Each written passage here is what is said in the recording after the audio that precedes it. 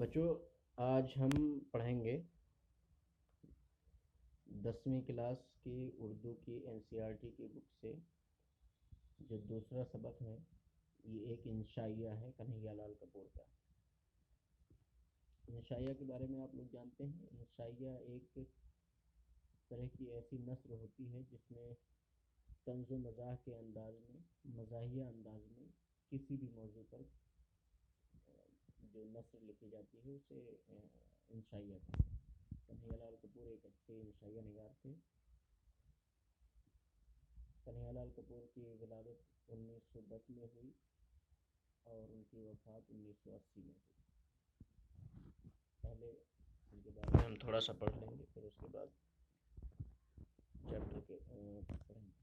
کنہیا لال کپور لاہور میں پیدا ہوئے، وہیں اعلیٰ تعلیم حاصل کی اور انگریزی کے استاد مقرر ہو گئے۔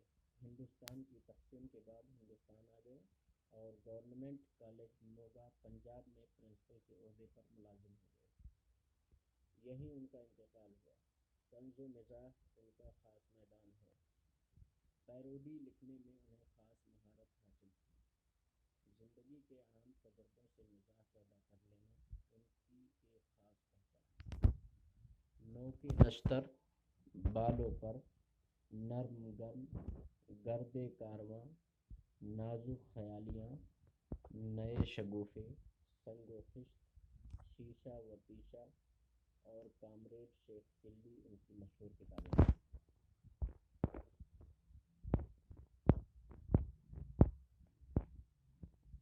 آج آپ کے سلیبس میں جو سبق شامل نصاب ہے وہ ہے بے تکلفی۔ کہنے کو تو استاد ذوق فرما گئے، اس کے بعد عین لکھا ہوا ہے۔ جب کبھی بھی کسی لائن کے آخر میں عین لکھا ہو اور اس کے نیچے ایک چھوٹی سی لائن لکھی ہو تو اس کا مطلب یہ ہوتا ہے کہ عین کے نیچے جو لائن لکھی ہے چھوٹی سی، وہ کسی شعر کی ایک لائن ہے، کسی شعر کا ایک مصرع ہے۔ اب یہ نیچے شعر کا مصرع ہے، ذوق کے شعر کا ایک مصرع ہے۔ اے ذوق تکلف میں ہے تکلیف سراسر، اے ذوق تکلف میں سراسر پریشانیاں سراسر تکلیف ہیں۔ لیکن یہ غور نہ فرمایا کہ اگر تکلف میں تکلیف ہے تو بے تکلفی میں کون سی راحت۔ تکلف کہتے ہیں دکھاوا کو، آدمی جو من میں کچھ اور ہے اور کر کچھ اور رہا ہے، ایک طرح کی ہیجیٹیشن، سنکوچ کی جو استھتی ہوتی ہے ہندی میں جس کو کہتے ہیں۔ کوئی کام کرنا چاہتے ہیں لیکن کر نہیں پاتے، کہیں گے مہمانداری میں چائے ناشتہ ملا لیکن تھوڑی سی تکلف کر رہے ہیں، پی نہیں رہے ہیں، منع کر رہے ہیں، چھوڑیے رہنے دیجیے وغیرہ۔ اور بے تکلفی اس کے برعکس، اس کا اپوزٹ ہے، الٹا ہے، اس کا متضاد ہے۔ یعنی آدمی جب کھل کے کوئی چیز کرتا ہے، بولتا ہے، کہتا ہے تو اس کو بے تکلفی کہتے ہیں۔ راحت کا مطلب آرام ہے۔ ایک بار پھر سے پڑھتے ہیں۔ لیکن یہ غور نہ فرمایا کہ اگر تکلف میں تکلیف ہے تو بے تکلفی میں کون سی راحت ہے۔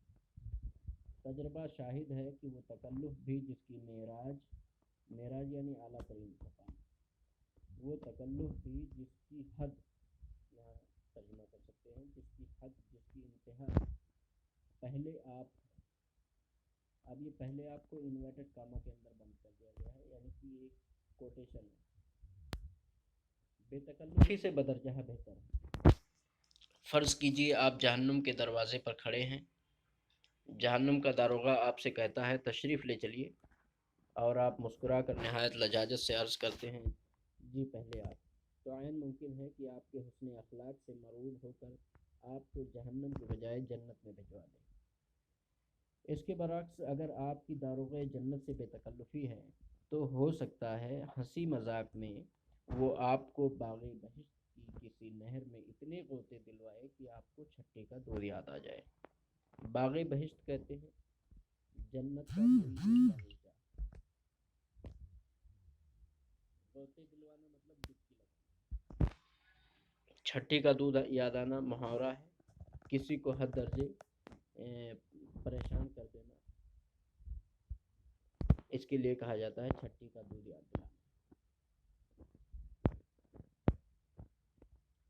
تکلف کا سب سے بڑا فائدہ یہ ہینگ لگتی ہے نہ پھٹکری، یہ بھی ایک کہاوت ہے، ہینگ لگتی ہے نہ پھٹکری، مطلب کوئی لاگت نہیں لگتی ہے، مفت کی۔ اور ظاہرداری جن کی کیوں پائی جاتی ہے، ظاہرداری مطلب دکھاوا۔ مثلاً آپ کے گھر کوئی صاحب تشریف لائے ہیں، آپ کہتے ہیں کچھ منگواؤں آپ کے لیے، وہ فرماتے ہیں اجی صاحب تکلف مت کیجیے،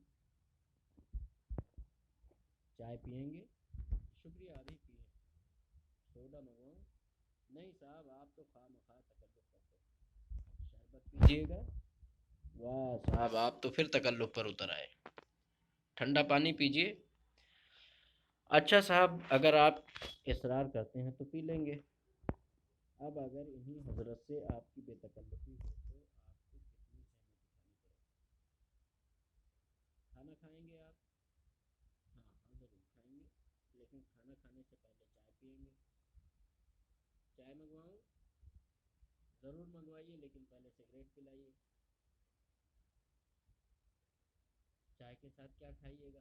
ہماں یار تمہیں معلوم تو ہے، پاؤ بھر گاجر کا حلوہ، 2 آملیٹ، 4 ٹوسٹ، 6 سموسے، 10-12 کریم رول، اور ہاں ایک آدھ کیک ہو جائے تو سبحان اللہ، لیکن جلدی کیجیے۔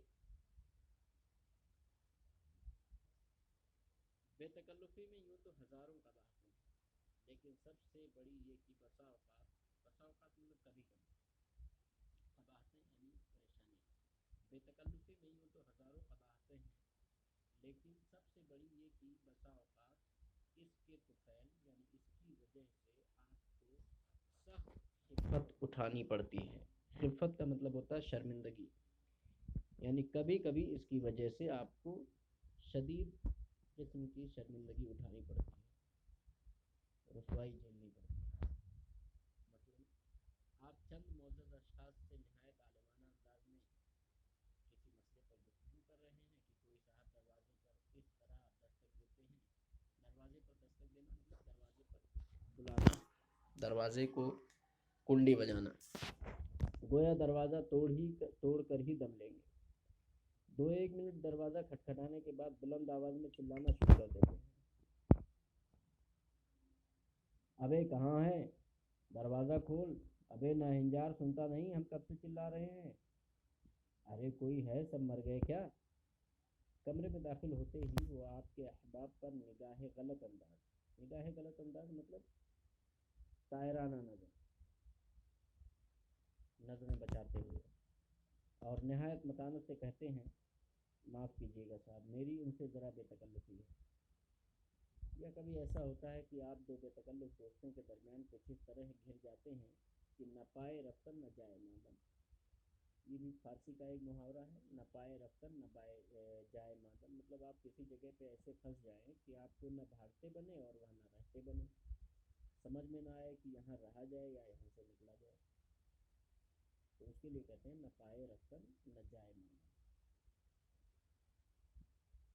ان میں سے ایک دوسرے کو نہایت غلیظ گالی دیتا ہے اور آپ کی طرف عفو طلب نظروں سے دیکھتے ہوئے کہتا ہے، عفو مطلب معافی، عفو طلب نظروں سے یعنی معافی چاہتی ہوئی نگاہوں سے آپ کی طرف دیکھتا ہے اور کہتا ہے برا نہ مانیے گا۔ دوسرا جواب میں اسی طرح کی گالی دیتے ہوئے کہتا ہے معاف کیجیے گا، ہم بہت دنوں کے بعد ملے۔ اس معذرت کے بعد گالیوں کا وہ سلسلہ شروع ہو جاتا ہے کہ آپ کو بے ساختہ مطلب نہ چاہتے ہیں اس بے تکلفی کی داد دینی پڑتی ہے یعنی تعریف کرنی پڑتی ہے، طنز کے لیے مصنف نے کہا ہے۔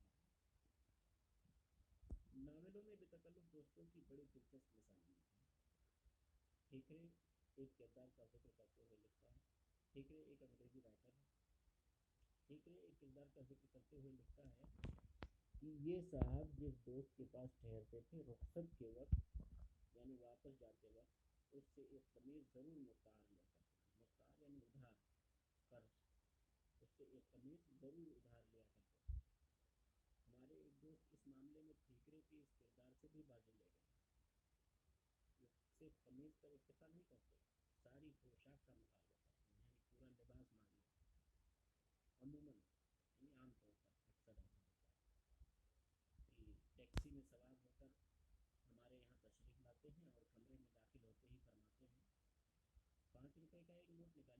ڈرائیور کو دفعہ کر لوں پھر باتیں کرتے ہیں. ایسا ہمیشہ ہماری اپنی موجودگی میں واپسی کا کرم کرتے ہیں اور ودا ہوتے وقت یعنی واپس جاتے وقت نوکر سے کہہ جاتے ہیں وہ آئیں تو انہیں کہہ دیجیے گا کہ میں ان کا گرم کوٹ کھاکی ٹائی اور کالی پتلون ساتھ لے جا رہا ہوں چند دن استعمال کر کے واپس کر دیں. ہمارے ایک اور بے تکلف دوست ہیں. وہ جہاں کہیں ہم سے ملتے ہیں مسافہ کرنے کے بجائے بار بار بغل گیر ہو کر بے تکلفی کا اظہار کرتے ہیں. بغل گیر ہونا مطلب گلے مل بار بار گلے مل کر بے تکلفی کا اظہار کرتے ہیں. ایک بار انارکلی میں ملاقات ہوئی.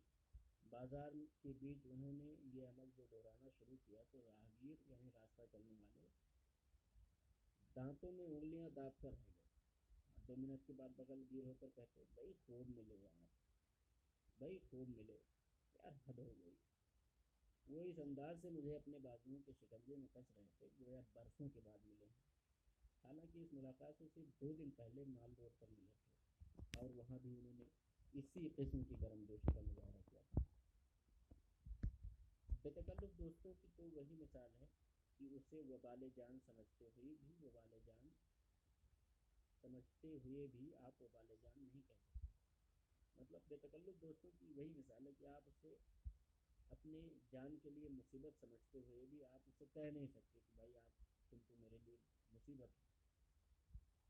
اگر اس کے جی میں آئے تو آدھی رات کو آپ کے گھر آدھم کے مطلب آپ پہنچے اور نہ صرف لذیذ یعنی ذائقے دار کھانے کا مطالبہ کرے بلکہ کہے کہ سوئیں گے بھی یہیں اور سوئیں گے بھی آپ کے ساتھ. دوپہر کے وقت آپ سو رہے ہیں تو قینچی لے کر ازراہ مذاق یعنی مذاق میں آپ کی دونوں مونچھوں کا صفایا کریں. شدت درد یعنی سخت تکلیف, شدت درد سے آپ کراہ رہے ہیں تو بدتمیزی سے آپ کا منہ چڑھانا شروع کر دیں. بعض اوقات بے تکلف احباب ایسی حرکات کے مرتکب ہوتے ہیں کہ بے ساختہ پکار اٹھتے ہیں ہائے تکلف ہائے تکلف. ایک دفعہ مجھے دہلی جانا تھا. گاڑی کے آنے میں دیر تھی. پلیٹ فارم پر ٹہل رہا تھا. اتنے میں ایک دوست سے ملاقات ہو گئی. پوچھنے لگی کہاں جا رہے ہو؟ میں دہلی. کہنے لگے دہلی جا کر کیا کرو گے؟ چلو باٹا لگاتے ہیں. میں نے معذرت چاہی یعنی کہ میں نے منع کر دیا. ادھر ادھر کی باتیں ہوتی رہیں. یک لخت انہوں نے کہا یعنی اچانک ایک بیگ انہوں نے کہا سر ٹکٹ دکھائیے. تو میں نے ٹکٹ دکھایا. ٹکٹ لے کر انہوں نے اس کے ٹکڑے ٹکڑے کر دیے اور کھلی سے کہنے لگے صاحب کا سامان واپس لے چلو. انہوں نے دہلی جانے کا ارادہ ترک کر دیا. انہیں صاحب نے ایک بار اس سے بھی عجیب حرکت کی. ایک دن میں دریا کے کنارے کھڑا ہوا, غروب آفتاب کا منظر دیکھ رہا تھا. میں نے سورج ڈوبنے کا منظر دیکھ رہا تھا. نہ جانے آپ کہاں سے آ ٹپکے. آپ نے آؤ دیکھا نہ تاؤ پیچھے سے مجھے اس زور سے دھکا دیا کہ میں لڑکھڑاتا ہوا پانی میں جا گیا. آپ نہایت ڈھٹائی سے قہقہا لگا کر فرمانے لگے واہ خوب چھلانگ لگائی ہے آپ نے. جب میں بڑی مشکل سے تیر کر کنارے کے قریب پہنچا تو یہ ایک قہقہا لگا کر کہنے لگے مجھے معلوم نہ تھا آپ اتنے اچھے تیراک بھی ہیں. تکلف کے خلاف آپ جو چاہیں کریں لیکن آپ کو تسلیم کرنا پڑے گا کہ تکلف سراسر نفاست ہے. نفاست یعنی صفائی پاکی. تکلف سراسر نفاست ہے اور بے تکلفی سراسر کثافت. کثافت یعنی بھدا پن. تکلف پہلے آپ ہے تو بے تکلفی پہلے ہم اور جہنم میں جائیں آپ. تکلف گز بھر لمبا گھونگھٹ ہے تو بے تکلفی گز بھر لمبی ہے. میں تکلف کے خلاف آپ جو چاہیں کہیں لیکن آپ کو تسلیم کرنا پڑے گا کہ تکلف سراسر نفاست ہے اور بے تکلفی سراسر کثافت. نفاست کہتے ہیں صفائی اور کثافت کہتے ہیں دھوندا پن بھدا پن. تکلف پہلے آپ ہے تو بے تکلفی پہلے ہم اور جہنم میں جائیں آپ. तकल्लुफ गज भर लंबा घूंघट है तो बेतकल्लुफी गज भर लंबी जुबान। तकल्लुफ ज़ेरे लब मुस्कुराहट है, यानी ज़रा सा, जिस तरह से आदमी ज़रा सा होठों से मुस्कुरा लेता है उसको कहते हैं ज़ेरे लब मुस्कुराहट। और बेतकल्लुफी खंदे बेबाक, यानी ठहाके लगा के हंसना। अब अगर इस पर भी उस्ताद ज़ौक़ फरमाएं कि तकल्लुफ़ में सरासर तकलीफ़ है, तो हम तो यही कहेंगे साहब आपको बेतकल्लुफ़ दोस्तों से पाला ही नहीं पड़ा। कन्हैया लाल का। अब आइए, अल्फाज मानी तो कमोबेश हमने सभी समझा ही दिए हैं, लेकिन एक बार फिर सरसरी नज़र से देखते जाते हैं। तकल्लुफ़ तकलीफ़ उठाकर कोई काम करना, बनावट ज़ाहिरदारी दिखावा। मेराज बुलंदी, मेराज बुलंदी ऊंचाई। शाहिद का मतलब गवाह। राहत का मतलब होता है आराम, आसाइश। नाहिंजार एक तरह की गाली है, बुरी चाल चलने वाला। अफ़्व तलब माफ़ी मांगने वाला। यकलख फौरन अचानक। माजरत उज़्र। मुस्तार मांगा हुआ, उधार लिया हुआ। इक्तिफा काफ़ी समझना, किफ़ायत करना। अदम मौजूदगी गैर हाज़िरी। करम इनायत मेहरबानी। विदा रुखसत जुदाई। गुरूब सूरज या चाँद का डूबना। नफासत खूबी, उम्दगी, लताफत। कसाफत गलाजत, गाढ़ापन, भद्दापन, टोंडापन वगैरह। गौर करने की चीज़ ये है कि ज़रूरत से ज़्यादा तकल्लुफ़ और बेतकल्लुफ़ी दोनों ही परेशानी का सबब बन जाते हैं। सोचिए और बताइए, बेतकल्लुफ़ी से क्या क्या परेशानी है। मुसन्निफ़ इस सबक में बेतकल्लुफ़ी से जो परेशानियाँ बयान करता है, उसमें सबसे बड़ी परेशानी ये है कि बेतकल्लुफ़ी अगर हद से ज़्यादा बड़ी होती है तो वो बदतमीज़ी और वबाल जान तक बन सकती है। जिस तरह से दो तीन मिसालें मुसन्निफ़ ने दी। फ़िक्रे ने अपने किरदार की बेतकल्लुफ़ी का जिक्र किस तरह किया। फ़िक्रे ने अपने किरदार की बेतकल्लुफ़ी का जिक्र कुछ इस तरह किया है कि वो जब भी हमारे यहाँ आता है तो वापसी के वक्त जो है हमारी कोई ना कोई लिबास उधार लेकर के चला जाता है और कहता है कि अगली बार आऊँगा तो उसके इस्तेमाल करने के बाद तब फिर उसको वापस कर जाऊँगा। नंबर 3, ज़ौक़ तकल्लुफ़ में तकलीफ़ सरासर। इस मिसरे में शायर क्या कहना चाहता है। इस मिसरे में शायर ये कहना चाहता है कि ऐ ज़ौक़ तकल्लुफ़ में सरासर तकलीफ़, सरासर परेशानी है।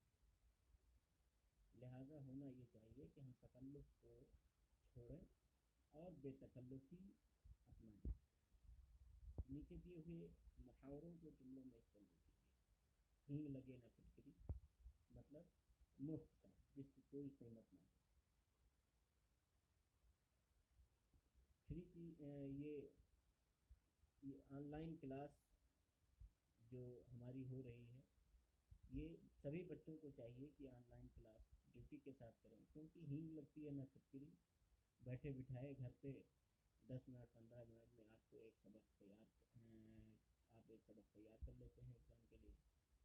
छठी का दूध याद आना, नहायत परेशान होना, नहायत पछता होना।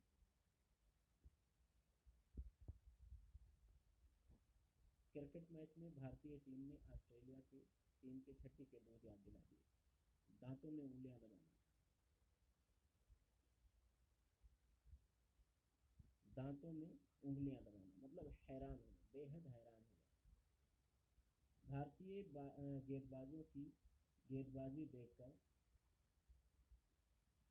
ऑस्ट्रेलियाई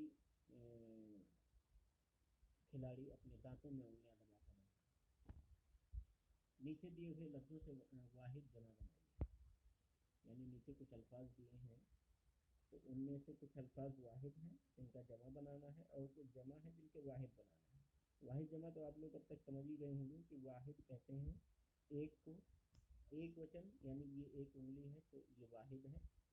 और जमा एक से ज़ायद, दो हो गया, तीन हो गया, चार हो गया, है, चार उंगलियां हैं, दो उंगलियां हैं या तीन उंगलियां हैं, ये हो गए जमा। हाथ ये वाहिद है, اس کی جمع ہے ہاتھوں. نشانات یہ جمع ہے، اس کی واحد ہے نشان. جوتی یہ واحد ہے، اس کی جمع ہے جوتیاں. ٹوپیاں یہ جمع ہے، اس کی واحد ہوگی ٹوپی. فرض یہ واحد ہے، اس کی جمع ہوگی فرائض. احسانات یہ جمع ہے، اس کی واحد ہوگی احسان. سوال یہ واحد ہے، جمع ہوگا سوالات. جنگل یہ واحد ہے، اس کی جمع ہوگی جنگلات. جوابات یہ جمع ہے، اس کی واحد ہوگی جواب. منزل واحد ہے، اس کی جمع منازل. درج ذیل جملوں کو غور سے پڑھیں. اب یہ نیچے جو جملے دیے ہوئے ہیں ان کی مدد سے ہمیں گرامر کو سمجھنا ہے، قواعد کو سمجھنا ہے. اکبر نے ایک کہانی پڑھی. پہلا جملہ ہے اکبر نے ایک کہانی پڑھی. دوسرا ہے حمید کھانا کھا رہا ہے. تیسرا ہے میں کل جے پور جاؤں گا. ان جملوں میں پڑھی، کھا رہا ہے اور جاؤں گا سے کام کرنے کا وقت معلوم ہوتا ہے. پہلے جملے میں کہانی پڑھنے کا کام گزرے ہوئے وقت میں ہوا ہے، اس زمانے کو ماضی کہتے ہیں. دوسرے جملے میں کھانے کا کام موجودہ وقت میں ہو رہا ہے، اس زمانے کو حال کہتے ہیں. تیسرے جملے میں جے پور جانے کا کام آنے والے وقت میں ہوگا، یہ زمانہ مستقبل کہلاتا ہے. اس طرح سے زمانے کتنے ہوئے؟ 3: ماضی، حال اور مستقبل. جب کوئی کام گزرے ہوئے زمانے میں ہو تو اسے کہتے ہیں ماضی. جب موجودہ زمانے میں کوئی کام ہو رہا ہو تو اسے کہتے ہیں حال. اور جب آنے والے وقت میں کوئی کام ہونا ہو تو اسے کہیں گے مستقبل. عملی کام یہ ہے کہ اس سبق کے جن جملوں پر آپ کو ہنسی آتی ہو انہیں اپنی کاپی پر لکھیں.